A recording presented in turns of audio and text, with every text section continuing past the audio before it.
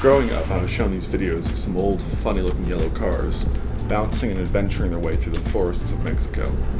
I was entranced. Years later, safely armed with the knowledge that those old cars were called Land Rovers, it was time to purchase my very own vehicle to take me on grand and remote adventures. Naturally, I wanted a Toyota. Realizing I couldn't afford a used Land Cruiser, I settled for the car that every young boy dreams about. A clapped-out old Land Rover that could legally order a drink and was built in Solihull by workers daydreaming of the pub. 5 years on and thousands of miles out adventuring, it's probably the best purchase I've ever made. Old Land Rovers are a bit hard to describe, so we'll start out with the obvious. They're slow, loud, smell a bit like your friend's old dog. They leaked oil straight from the factory, they can't get past third gear going up a hill, and they're higher maintenance than any X you've ever had. But, while they lack in polish, they make up for in character. Or, as one of my friends likes to call it, being a piece of shit. With a high seating position, winding transfer case, and body roll that puts a certain leaning tower in Pisa to shame, everywhere you go in George feels like an adventure. Pop into the shops, adventure.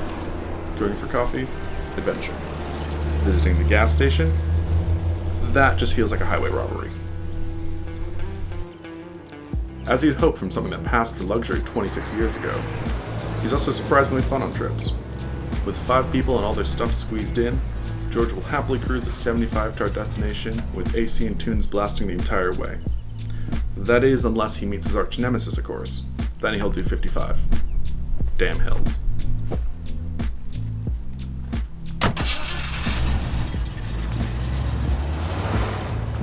When it comes to off-road, he'll go pretty much wherever I point him. I try not to thrash or beat on him, seeing as I have to do all the repairs, but I do expect him to bring me where I want to go. None of that really matters though, because when you hop in and put your foot down, you can't help but smile a little bit. Driving for just a few miles, and you can tell that if cars could have souls, George would definitely have one.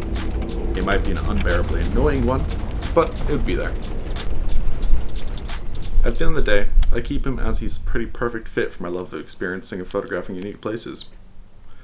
And there's also probably some Stockholm Syndrome involved.